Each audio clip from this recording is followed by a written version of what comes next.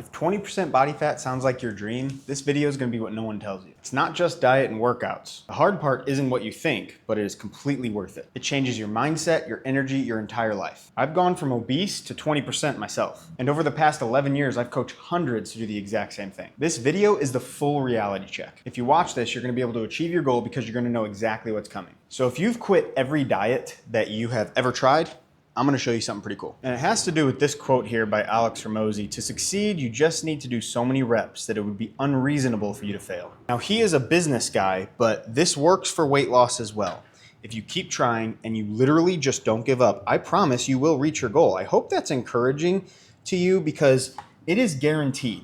I have done this for too many people to think anything less. So I'm going to tell you here what we need to be ready for so that you don't end up quitting, and then guaranteed success. And then we're going to build out your perfect plan, or I'm going to show you how at least you can build out your perfect plan using my free tool. So the first thing that we have to know that's going to be a little bit of a reality check is that the cravings never go away. You do get a lot better at controlling them, and you are able to indulge in them a little bit more because it's so much easier to keep the weight off than it is to actually lose it, as long as you keep up those habits that got you there in the first place. And along the way, you're going to pick up tools like my craving survival map that help you go through, like, what are you actually feeling? Are you actually hungry, or is it something else?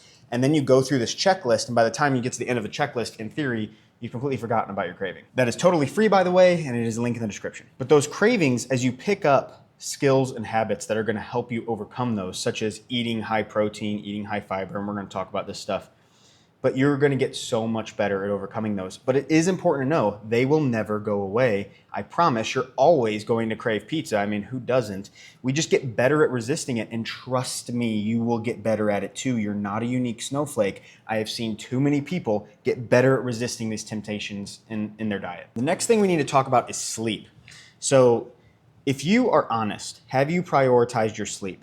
Because if you haven't, that is such an unlock for the next level. You know, things, you've heard all of these little tips, but things like a dark room, really quiet, maybe you prefer white noise, play around with what helps you sleep a little bit better. But it's ditching the caffeine after like noon. And if you're like, dude, there's no way I can do that, work at this. If you're committed to your weight loss, this is something that's super important. Sleep is going to help you to overcome those cravings so much better. And this is kind of goes back in with the cravings part. As you get better at mastering your sleep, you will notice that your cravings lessen, the food noise lessens. So this is very important. Alex Hormozi, who I actually quoted at the beginning of this video, has a great video on sleep and sleep quality. I think Layne Norton as well has good videos on how to get better sleep. But in general, it's going to be, you know, the big stones, if you will, is going to be kicking the caffeine, having a really dark room, and having a routine that gets you winding down. And I think an underrated one is getting off of social media. You know, the 3-2-1 rule, like don't drink 3 hours before bed, or no screens 1 hour before bed, and all that stuff. I'm going to go more in detail about that in another video, actually. But point being, getting off of social media is so important because it just, you know, everyone's kind of tense on social media. So not going to bed with that anger is really going to help you. The next piece is going to be knowing your why. And I know that that is super lame, but it is something that is so important. Are you doing this to look better? And that is a legitimate reason to do this. But if you can have something deeper, at least next to that, but ideally above that, such as walking your daughter down the aisle, being around for your family, going on vacations, and actually being able to enjoy it and not feel like you are bringing everyone behind, those things are going to be a really big thing for whenever you want to quit. So knowing your why is going to carry you through those days that you don't quite feel the discipline or at least the motivation in order to get to your goal for that day. This one is really big for me. I'm actually going to show it to you on my phone, I think. We'll see. It is an app. Now, I use a Streaks app. I had to pay for it. It's, you know, it was like a one-time fee of $4 or something like that. It's called Streaks. But what we're going to be doing here is focusing on inputs instead of on outcomes. So instead of on the scale, instead of even on body fat or anything like that, and these aren't bad things to track, not by any means. This is my work one. Communicate with my clients, all my online clients, and do everything on my to-do list for my business. So I just focus on doing those things every day, and my business has done a really good job. For my exercise one, all I have is, you know, complete my workout and complete my 14,000 steps. And I'm not so focused on what is the result on the scale. I'm more focused on, did I complete my 14,000 steps today? Did I eat the calories and the protein that I set out to do today? And if you focus on that, if it's not working, you just make an adjustment and your plan will start working. That's going to come into play here whenever we go over the AI that I have for free for you. Again, link in the description. But so I'm going to show you kind of how to put this plan together. But as long as you do your plan and you don't quit, you 100% of the time will get there. But focus on what you do, not what comes out of that plan. Okay, so for the next one, it is going to be knowing the timeline. Everyone wants to know, how long is it going to take me to get to my goal? And of course, it kind of depends on where exactly you start. But you can lose roughly 1% of your body weight per week in almost pure fat if you are eating enough protein and you're lifting and everything, which again, we're going to go over these details. But usually the timeline is going to be longer than someone expects. And that is the honest truth part, is that I want to encourage you with this. Please don't be discouraged by this. This should be an awesome thing. What is 1 year in your life? If you're 30 something, if you're 40 something, 50 something, you have 30 plus years, you have 50 years to live. What is 1 year? Don't rush this. You can make it. If you give yourself a year, and I want to encourage you with this. This is a point that I didn't write down in the video, but you're going to have fun along the way. Your first 10 pounds, you're going to be feeling sexier. Your second 10 pounds, you're going to be feeling better. You're going to be feeling better and better and better. You're going to look back at the old way that you used to feel, be like, I felt good there. I can't believe it because now I feel amazing here. It's not just when you reach the end of your goal. So don't be impatient with this. I would say at least 6 months is what you need to dedicate your mind to. And then it continues. You don't have to press into a calorie deficit. You're going to feel a lot better because you won't have to be in a calorie deficit. But the habits that got you there, those are going to continue. And I promise you are capable of those habits. Okay, so now I'm going to show you my AI. Like I said, it is totally free. I wrote it myself in ChatGPT. And I'm going to put together a plan, like a mock plan, to show you how this would work. And if you did it for yourself, you could literally have a custom one, or you can just take what we do here. Okay, so I have the topics here that I'm going to be asking the AI. So we're going to start with lifting. And we're going to start with why this is important. Okay, so why is lifting important for weight loss? Lifting weights is a game changer for weight loss. It builds and preserves muscle. It boosts your metabolism. It creates an afterburn effect. That I'm not, it does, but just that's not a super big deal.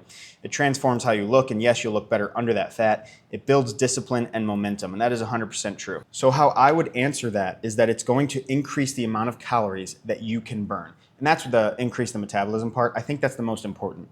So if you're able to eat 3,000 calories, it's a lot easier to stay on your diet. My maintenance is roughly 3,200 calories. Now I walk a lot. I do have a decent amount of muscle on my body, definitely more than average. And so it's easy to keep a calorie deficit if one day I have to, I'm craving extra food or whatever. I just have it and I'm usually still in that calorie deficit.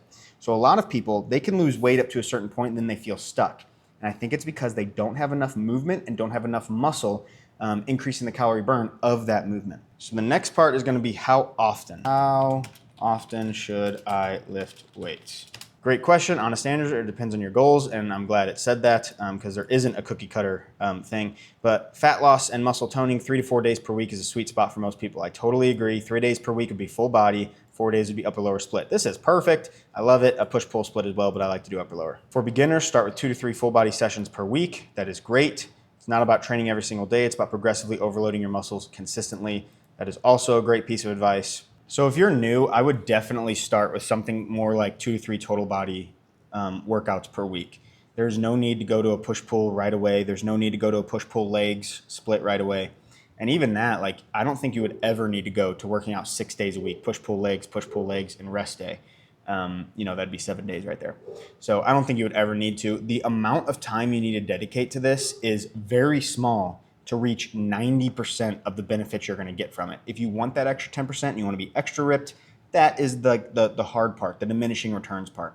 But it's relatively easy. It just takes consistency to get to that first 90%. So the next one is actually going to be having this thing make me a basic program. So it says if you want a dialed in plan that actually fits your life, let's build it. I'll ask a few quick things to personalize it for you. So your current goals, I'll just say fat loss, experience level for me would be, I'm close to advanced. I would think. I've been doing this for almost a decade.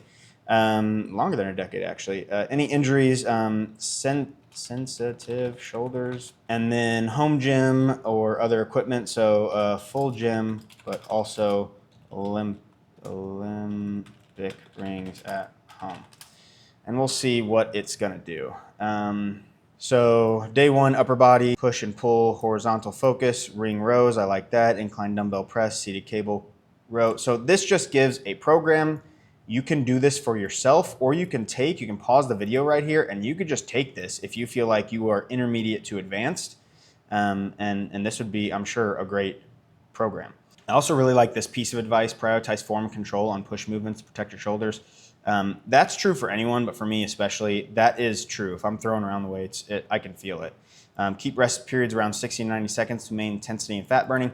I don't think you need to keep rest periods of 60 to 90 to keep fat burning going up. 60 to 90 seconds just prevents your workout from getting too long, and it is long enough that you can have a good next set. So I don't like the reasoning behind that, but that still is pretty good. And then add 2 to 3 short cardio sessions, and we're gonna go over that. But how it says even just incline walks or intervals is great, and hit 8 to 12,000 steps. This is perfect. And real quick, I wanted to talk about the rep range. I bet it talked about it there. Yeah, 4 sets by 6 to 10, 3, 8 to 10, 12, 8 to 10. Yeah, so anything 8 to 15 is usually where I fall. Some movements are gonna feel better at a heavier weight that you do less reps with. Others, for me and my shoulders, they're just not healthy enough. I have 2 past torn rotator cuffs, one on each side, of course. And so for me, going a little bit higher rep helps me hit my chest without damaging my shoulders. Triceps especially, anything overhead, I just gotta be careful with my shoulders. And so I like to go a little bit higher rep there. So you'll figure that out for yourself. Don't overthink it too much. If you have to, just go for 12 every single set and go from there. All right, so next we're gonna go over the diet side of things. How to eat in order to spare your muscle. That's so important. If your muscle goes with the fat, although you will lose weight a little bit faster, it won't be the good kind of weight that you're losing, and you are going to stall. So let's talk about this real quick. How do we spare muscle using the diet?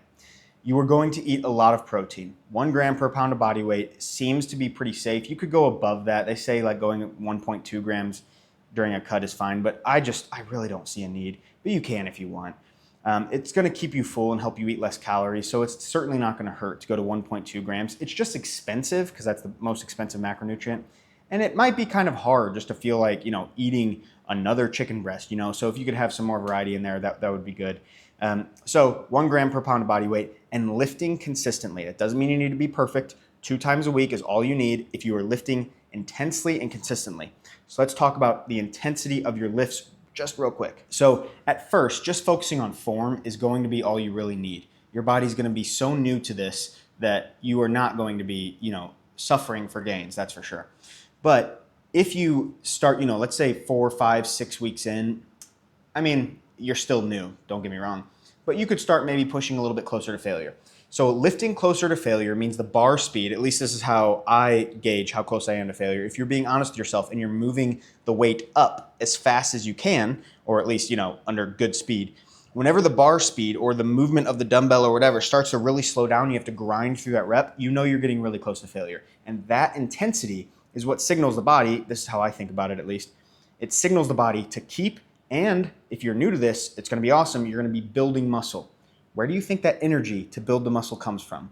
You're already in a calorie deficit. It has to come from somewhere. It's going to come from your body fat. So you get this double effect of weight loss. It's beautiful. And your shape underneath all that fat actually starts to improve as well. So you start looking better even faster. It's just it all comes together. This is perfect. If you follow this plan, you are going to crush it. All right, now let's talk about sustainability on your diet using recipes. So I have a recipe book, link in the description. I'll kind of show it off here a little bit. That is totally free and has delicious recipes. That's the key.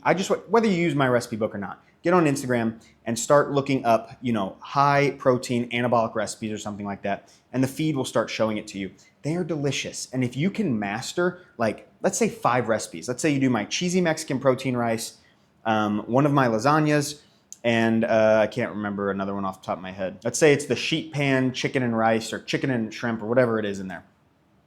If you master those 3 meals and you just rotate through that for 3-4 weeks, you're gonna see amazing results. And that's gonna make you want to get another recipe that you master. And then soon you're gonna have 18 that you cycle through, and it's gonna be beautiful. You're gonna have high protein, delicious meals that keep you full. You pull them out of the fridge, you heat them up. There's gonna be no temptation because you got the temptation in the fridge. It's already made for you. It's amazing. Okay, this is a big one. How to prepare for events. So first off, the common thing that I hear, and I used to do this myself, guys, I've struggled with this. That's why I feel like I'm a pretty good personal trainer, because I'm not just someone that has been ripped my whole life. I am not even ripped now. I'm getting close though. I've struggled with this as well. So I've been in this exact same boat. We save calories for the event. It never works out. Be honest with me, how many times has it worked out? And then looking back at it, have you been like, darn, I just still ended up coming home and eating anyway because I kind of missed out on it. So don't save your calories. Have a normal day all the way up to the event. In fact, have additional calories before the event. Maybe you have a protein bar. Maybe you have a protein shake. Maybe you bring a protein bar and literally in the car on your way to whatever it is, Super Bowl party or whatever, maybe you're eating that protein bar. It will help you resist what is there. But here's the thing that here's the big switch that I have with this one. Let yourself eat more calories that day. Don't worry about that day. Let's say you go into that with 600 calories left for the day. That is not nearly enough for an event usually. So let's say you go over by, 500 calories. And so your total that you ate at that event was 1,100 calories. Maybe that includes some alcohol. Who cares? One, you're already in a calorie deficit. So you really just kind of broke even. Two, even if you were a little bit above, you gained that much body fat. You're going to lose that the very next day. It's not going to say that on the scale. If you just move on, in 3-4 days, you're going to be ahead of where you were before that event. It's whenever we let that negativity and that cycle, and I know you know exactly what I'm talking about, don't you? It hurts. I've been there. When we let that cycle continue into the next day, month, and then it turns into years, and so don't let that carry over. Just move on. Plan out your next meal, in fact. Whenever you wake up the next morning and you're like, oh, this is horrible. I gained all this weight and I feel so bad. All I want you to do, you can feel that way. That's fine. Just plan out, literally log in MyFitnessPal or whatever you do, log your entire day's worth of food. Stick to that plan no matter what. Do that for 2 or 3 days in a row. Normally, I don't have my clients pre-log their entire day, but do that following an event. And if you follow that, you're going to be just fine. And you're going to start proving to yourself one day does not matter. And the feeling, there we go, I'm pointing at my chest. The feeling goes away because your head has told your heart enough times this really doesn't mean anything. All right, so now we're going to go back over to FitBuddy. And we're gonna look at the cardio side of things. I'm actually curious what this is gonna say. So let's talk about cardio. What is the best type to lose fat? Let's break it down like a pro. There's no one size fits all. I love that it's saying that, that's good. The best type of cardio is the one you'll do consistently. I love it. So I was gonna say something along the lines of, if you enjoy swimming, go swimming, doesn't matter. If you enjoy playing basketball, do basketball. For me, I really like cycling and pushing myself. And today I actually did uphill walking again. I just loved, like incline on a treadmill. And I just loved it. There's something about just turning on a podcast and just zoning out for 30 minutes at a time that I just really enjoy. On the bike, I listen to music. It's just too intense. Let's keep looking here. So low intensity, steady state. Think walking, incline, treadmill, cycling at a steady pace. So I've been cycling a little bit harder. I'm not saying this is wrong though. That is true, especially for a beginner. Something that's definitely sustainable. It's not going to increase your hunger due to all of the calories that you're burning. I really like this too. Ideal for advanced lifters keeping strength high. Easy on your shoulders and joints. I mean, that's for me specifically. High intensity interval training. Yeah, this is good. I don't like how, right here. But it's taxing to keep it 2 times a week max, or it will mess with recovery and muscle retention and increase your hunger a little bit. So I like that caveat that it added there. Zone 2 cardio. Oh, I was thinking this was more the zone 2 cardio. So, I guess up here they're talking more almost steps, whereas down here it's more like, that incline walking or whatever. But that is good. This is the base of your cardio. And then this is just, I do this twice a week just because I really enjoy it. If you don't enjoy it, don't ever do it. It's fine. And then it gives an entire schedule right here. So feel free to pause the video and take this if you want. I really like this part. You don't need to kill yourself with cardio. You need to stay consistent, pair it with strength, and manage fatigue. That is so true. If you're super fatigued from all the cardio, you're gonna suffer with your cravings and you're gonna fall off your plan. Don't overdo this. Don't put too much on your plate. That pun was actually intended. Don't put too much on the plate or it literally starts to spill over. Let's just take this one step at a time. That pun was not intended. So I get a question a lot, like, are steps enough? And yes, steps are totally enough at first. It's not gonna be focusing on your health as much. People who walk more are healthier and they live longer. But your heart and lungs are really going to start to benefit when you pair those daily steps with cardio. Now, I count my steps my cardio steps as part of my steps, and I just try to get 14,000 a day. So I bet I get 10, so I'm at 13,127 right now. And this is the best pedometer, by the way, on Amazon. It's super cheap. It is so accurate, way better than the phones. Maybe the new phones. I have like an iPhone 12. Maybe the newest phones are better at this. I'm not sure. But even the Apple Watches and Fitbits, but especially the cheap watches and stuff, they're just not going to cut it in terms of accuracy. But it doesn't really matter as long as they're consistent, but that's a conversation for a different day. But are steps enough? Yes. At first, especially at first, my gosh, like I just want to promote you moving because you're going to get great results that at first, just go for 8,000 steps or find out what your daily steps are and add a little bit to it. When that stalls, add more steps. When that stalls, make a percentage of those steps cardio. You know, like you can wait for weight loss to stall and then add in that intensity or add in that extra bit of trying your, you know, in your program. Let's say you just have a better breakfast at first, but everything else stays the same. Whenever you've stopped losing weight from that, you keep the breakfast like that, and maybe you start improving your dinners. You know, you can do that. That is a very viable strategy. Here's something that's really cool with cardio. If you improve, you will burn more calories. So I've often heard it said, and this is not incorrect, 1 mile of walking used to burn 500 calories. I'm making that up. But now it burns 250 calories, so that sucks. Yeah, I guess it does suck if you always just want to walk 1 mile. That's the mentality of someone that just wants to do the bare minimum they possibly can. Now that you're more fit and it burns half the calories, walk double the distance. Add on a backpack. I'm not saying you'll even get the same calorie burn. As you get more fit, you're going to get more calorie burn. On the bike, I used to do 150 watts. That was all that I could really sustain. Now I'm easily able to do 250 watts. So now in 20 minutes, I used to do 20 minutes. I've upped it to 30 just because I enjoy it so much. But in 20 minutes, I used to burn. Now, I'm not sure if this is accurate on the machine. It's not accurate, I can guarantee you. But the point is I'm burning more calories. I used to burn, I think it was 180 calories for 20 minutes. Now it says I'm burning 233, and my top was 248. So the point is, in the same 20 minutes, because I'm able to work harder and I'm more fit, I can now burn more calories. It's not a bad thing for your body to adapt because then you can use that adaptation. But if you don't use it, let's take a treadmill for example. If you were walking 5 miles on the treadmill at a 3% incline and you can't handle a 5% incline, if you build up to 5%, 6%, 7%, now in that same 5 miles, you're walking a larger hill, you're gonna scorch calories. You can get to the point where you burn 1,000 calories in an hour. But I promise right now, if you're watching this video, probably, you're nowhere near that. So it's not a bad thing to adapt, get better, and then use that fitness. But if you don't use that fitness and you just stick to the same 3%, yes, with time, you're gonna be burning less calories. If you feel like even after this video, your diet you just don't feel super confident with it and you're wondering, why is this thing not working? I'm doing all the right stuff. That's exactly what I wrote this video about right here. Did I say write a video? It's exactly why I filmed this video, so check that one out.